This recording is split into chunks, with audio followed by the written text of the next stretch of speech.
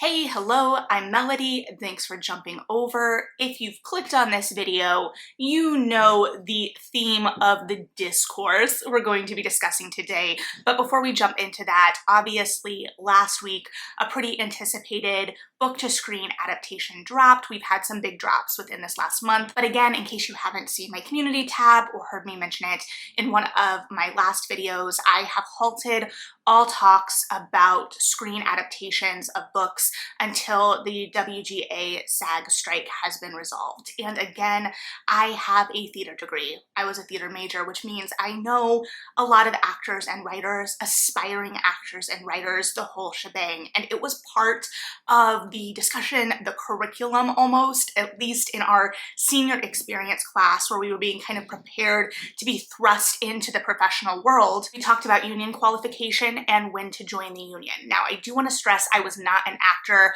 I was just friends with a lot of actors. But as has been kind of re-emphasized by this strike, a lot of SAG actors do not even qualify for the SAG health insurance. And that was part of the discussion. There is a lot of strategizing that actors go through in terms of when they qualify for union membership, what jobs they're taking based on how that will qualify them for union membership, and all of the above. Now, granted, the screen and stage unions are different, and I don't know all of the intricacies of both unions because I have not been involved in like the union negotiations, a lot of those conversations, especially in theater. When there are union conversations, non-union members leave the room, as it should be. But I did want to emphasize how important this fight is, what people are fighting for, and how ultimately even removed from the workers' rights of it all, and wanting to see my friends compensated, wanting to see my friends taken care of for their art, and kind of going back to all of the sacrifices I know people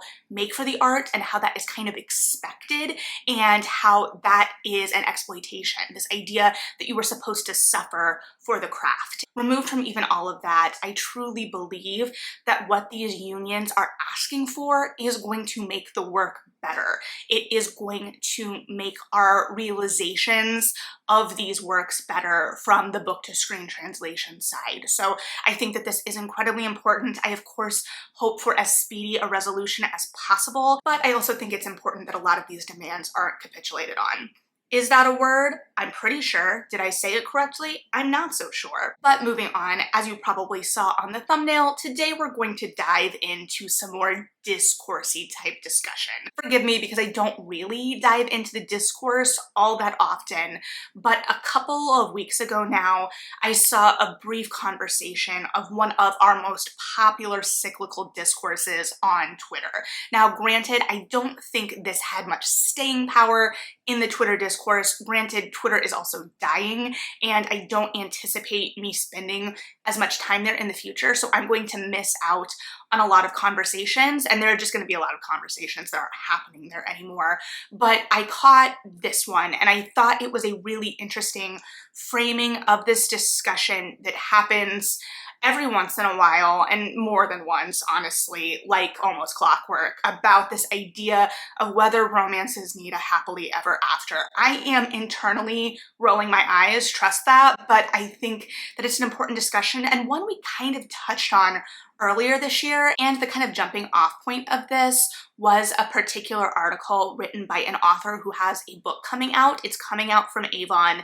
They are trying to kind of position this as a romance with this article, but I think that it is indicative of a larger conversation. So while I'm going to be using this article as the kind of jumping off point for this conversation, and I have a lot to say about it in particular, I do want to make it clear that I'm not coming at this with any ill will toward the author or any malice. I think that I really am trying to read this as compassionately as possible, even while the kind of reiteration of a lot of these ideas is kind of exhausting. But it feels, the whole thing, part of this conversation is it feeling like we are trying to reinvent the wheel in some ways, this idea that we are smarter and need to revolutionize a thing when we don't really have a full understanding of the thing to begin with.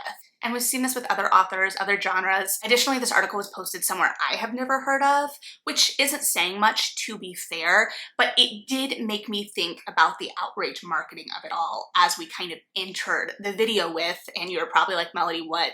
Get to the point. But I do think that kind of stirring up these conversations at this point is partly marketing strategy. And it's honestly, to me, a kind of confusing one, because we seem to be dead set on, like I said, reinventing the wheel, trying to revolutionize the idea of romance, but it is wanting an in romance when you aren't really part of the genre. You want the purchasing power of the genre, you want the buy-in of the genre, you want the enthusiasm of the genre, but you don't quite fit, so you're going to try to make yourself fit or kind of shift things. And yes, that doesn't sound particularly articulate, but we had a kind of beginning to this conversation earlier in the year around Queen Charlotte and this idea of the happily ever after. And as most of you probably know, in romance, the happily ever after and the happily for now is what makes something a romance.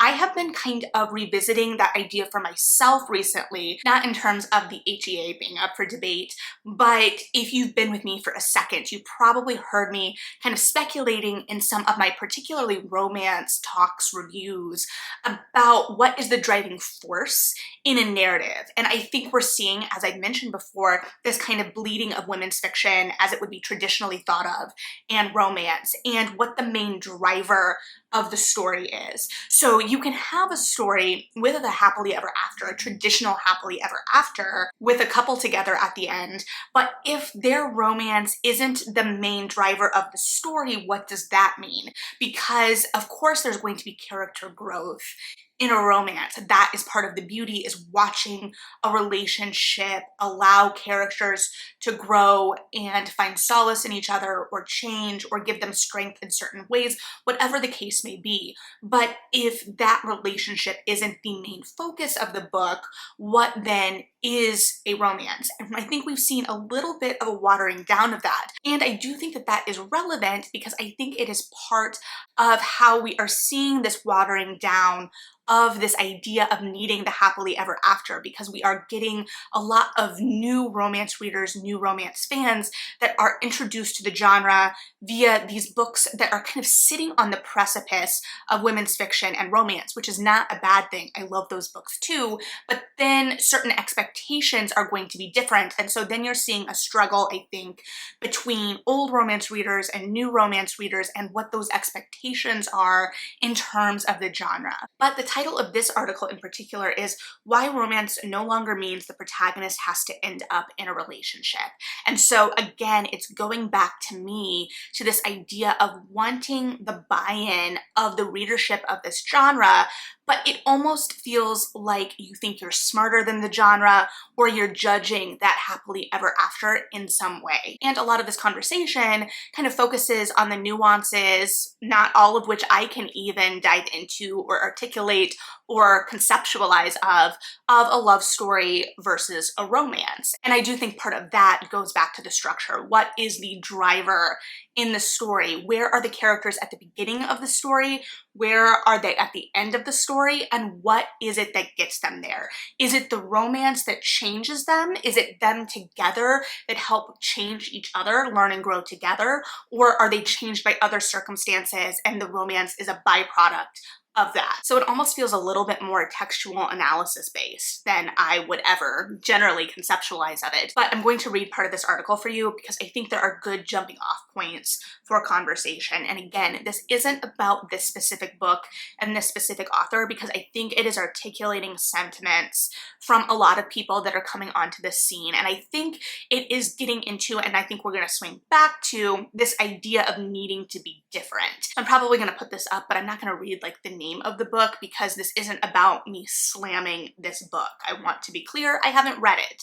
So my debut novel contains spoilers, no lingering looks, no will they won't they tension, no climatic sex scene, just an anticlimactic one, and only the merest hint of a meet cute. In fact, my protagonist Gwen ends the book as she begins it, single and dining alone in a restaurant. Except the second time around, she isn't lonely, but perfectly content with her company, a plate of chubby dumplings, and a bowl of brothy noodles. I never set out to write a romance, and yet, by many other people's estimations, I have. I have questions here. Who are these other people? What are their estimations? Is this your circle you're talking about? Because this feels very much my mother's cousin told me this. However, she is also being published by Avon, so there are potentially people in this publishing house that I traditionally associate with romance and who I have frequently shouted out as my favorite romance publisher that are also feeding into this. However, this feels both a little condescending and a little naive to me. By framing this way, whether it is intended or not, it is setting up this juxtaposition that positions something like meet cutes or fun sex scenes as frivolous and simplistic. And this idea of a woman finding independence and happiness on her own as something other and better. Before I dive into all of that a little bit more, I want to read the second piece pulled from later in the article, which is a very short article, which is part of the reason I think this is much more a promotional piece and an effort to stir conversation for the marketing, which is a choice, and we know that outrage marketing works, and in some ways I may be feeding into it, but again, I think that these conversations are really interesting, and to me, it's not about putting down this author or this book. And I'm realizing there's no real way in this segment to leave out the title of the book, so apologies. Ultimately, the question of whether the Second Chance store qualifies as a real romance isn't for me to decide, but I know I want people to finish it feeling satisfied in the way you do after a perfect kiss, a triumphant treasure hunt, or a really good meal. And it does, more spoilers, have a happy ending, because romance or not, I'm too much of an old softie to deny any reader that. So the question of whether this is a real romance. Based on everything that is outlined in this article, the answer to that question is no. And the way that this sentence structure is set up, again, whether intentional or not, makes the person deeming it a no the bad guy in some way. Because like, oh, there's still a happy ending, but my happy ending is different. And that is kind of misunderstanding the idea of the happily ever after or the happily for now. It's about the couple being happily ever after or happily for now, whatever that means. It's not saying women can't be happy on their own. And to be completely honest, that framing feels like a reductive take as well. It feels to me very Feminism 101. Like, look, my character's choices are better because they're choosing to be independent and what that means. My compassionate read of an article like this is that it is a new author trying to break into the scene, trying to be able to frame their work amidst the existing canon and figure out where they stand in a genre that is notoriously looked down upon, whether that be romance or whether that be women's fiction.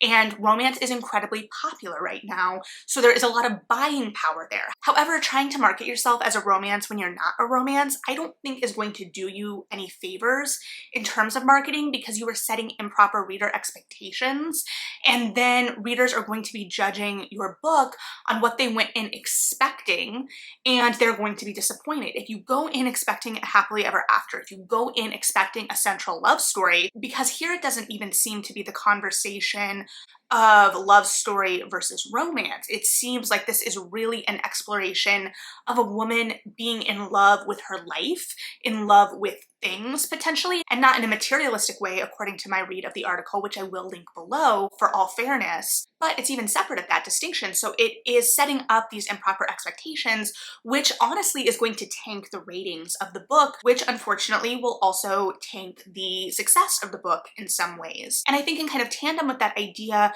of contextualizing your work amidst its contemporaries, there is also this need to stand out in some way. We all want to be unique, but then we have people that are claiming to be the first at something or claiming to be doing something revolutionary or different when they are actually not. And then that leaves a bad taste in my mouth because it feels like a minimizing of the work that has come before. And it also feels like you haven't done your research. And there's always going to be things you don't know. There are so so many things I don't know, and I never pretend that I know everything. I never want to be above correction, but for me personally, something like this reads as hubris rather than confidence, and that it's not backed up by a significant foundation. Additionally, to kind of like swing back to this feminism 101 idea I threw out, now to be completely fair and honest, I do not have a women's studies degree, minor, anything of the sort. I took one feminist theater class in college, but this, like I said, feels very like early feminism. It's someone that's just kind of working out these ideas for themselves to my reading. And I'm also not robbing or belittling the power of women being happy and independent on their own. To be completely honest and vulnerable with you for a second in a way that I might regret, because I don't like being vulnerable, and the idea of being vulnerable on the internet is that magnified, right? Which is also why I try to approach things like this with compassion. Again, I'm not just belittling and demeaning this, but I'm a 32-year-old woman who has never been in a relationship at all. I've dated, but I have not been in a relationship. And I'm not gonna lie to you, I've carried shame about that at various times in my life into today on bad days, based mostly on external judgments or perceived external judgments. But I'm also realistic and know that I am very happy alone. I'd rather be happy alone than miserable with someone else. And I've basically given up on online dating. But romance doesn't invalidate my experience as an independent single woman. There are some books that do, not romances to be clear, but those were books that I was going into expecting to feel seen in my own experience as a single woman, and it was more people like actively choosing to be single and like framing the whole conversation around, well, it's so hard, it's such a choice to be single, when that is somewhat different than my own experience. However, I have found my experience reflected in places like TikTok.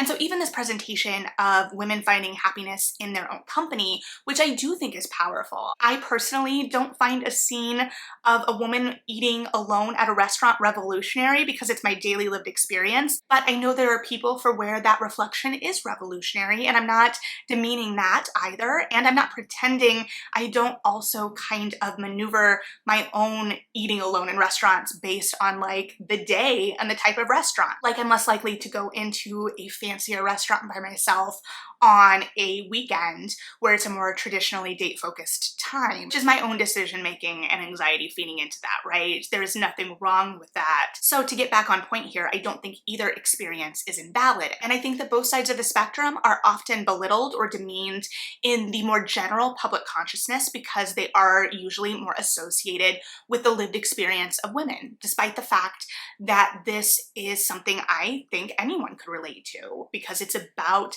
navigating the world and how you navigate the world with yourself and with others. But I think, again, in establishing it this way, it sets up this false dichotomy, and it presents being alone and being independent, which I obviously value highly, as a superior choice, when that's not the case. And that's where I think it feels a little bit more beginner feminism to me, right? Because just in case I need to remind you, feminism at its most simplistic is about being able to make choices for yourself and having the power to choose for yourself whatever that choice may be. Now, if we get less simplistic, I'm definitely an intersectional feminist. I believe we all should be, but those are more advanced conversations, and sometimes most of the time, I am not even knowledgeable enough in those areas, which is why I'm saying that these conversations feel like very beginner. It's when you're first kind of discovering how to have these conversations, finding the vocabulary for it, and there's nothing wrong with that. Where I have a problem is coming into a community that's very well established and presenting your thing as if it is almost revolutionizing something that is very well established, as if the decades of women who have come before have not seen this issue. And again, as always, that is not to say that romance is above critique and that we have not come a long way, as we have come a long way in all things. But I think that it is a disservice to the work that exists, and it's a disservice to the readers who are seeking a certain reading experience. And I've talked before about the idea of romance and what that happily ever after represents, and how it offers a vehicle to explore some messier emotions, some messier feelings, and know that there is the expectation of that satisfying ending, of that protection, of that happily ever after. So you're able to go through some of the harder bits of the book, some of those tougher emotional journeys, and have that soft landing at the end, have that emotional catharsis in a lot of ways. And that is not something we're promised in real life, absolutely. It doesn't mean it doesn't exist in real life, but I think that that is where we were seeing a lot of the conversations earlier this year about love story and romance. And I was personally seeing a lot of people pushing back against the idea of a happily ever after and how that doesn't represent their experience. So there was some friction there in being able to accept the happily ever after in romantic terms, because real life isn't necessarily like that. And absolutely, I never said it was. I would never pretend to say it was, because it's not. There are happily ever afters, absolutely though. And I don't think that the existence of that takes away from our struggles. But I also think that the pushback against the happily ever after, there's this perception that it is simplistic in some way, it's idealized, that there is some kind of romanticization and there is a delusion, almost, to pick a very strong word I don't agree with, in terms of how we are thinking about these endings. And some of the reasons I personally kind of experienced this external shame, as I've talked about it, in relation to my own romantic life or lack thereof and being a romance reader, comes down to how we talk about sometimes culturally, especially growing up in the 2000s, women, particularly single women, who read romance. But I think that there is a lot of emotional depth. I know there is a lot of emotional depth to be found in these books, and that has been one of the joys of the Romance Book Club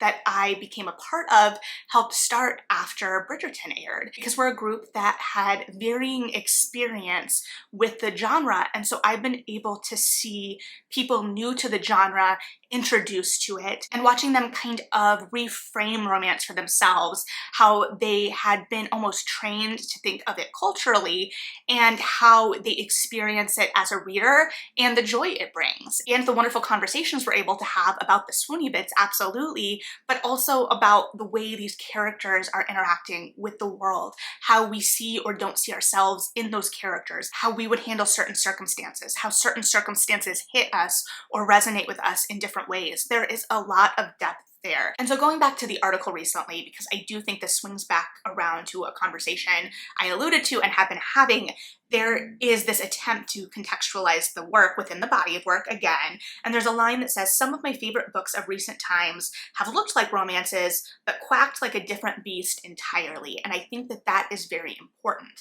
because we have this trend, as I have said, of these books that look like romances but are being driven by a much different thing. So we are kind of jumping on this romance trend, jumping on marketing and cover conception that speaks to readers as if it's a romance, but then it's a different thing. And in the 2000s, we had, the kind of marketing term of women's fiction, which we've talked about a lot. I think we are seeing that come back a little bit, but there's also been a lot of conversation over the last 2 decades, which really hurts to say as a 2000s teen, about that classification, and again, how we are kind of reducing and siloing women's experiences as if they are only relevant to women.